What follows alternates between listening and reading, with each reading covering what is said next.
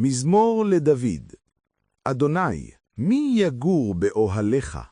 מי ישכון בהר קודשך? A psalm of David.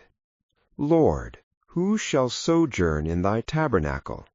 Who shall dwell upon thy holy mountain? הולך תמים ופועל צדק, ודובר אמת בלבבו. He that walketh uprightly, and worketh righteousness, and speaketh truth in his heart. לא רגל על לשונו, לא עשה לרעהו רעה, וחרפה לא נשא על קרובו.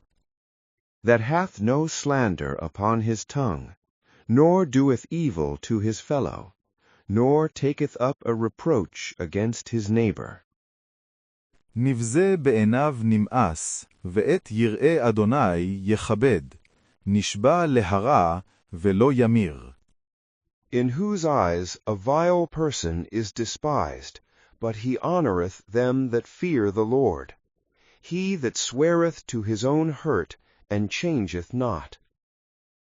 כספו לא נתן בנשך, ושוחד על נקי לא לקח. עושה אלה לא ימות לעולם. He that putteth not out his money on interest, nor taketh a bribe against the innocent, he that doeth these things shall never be moved.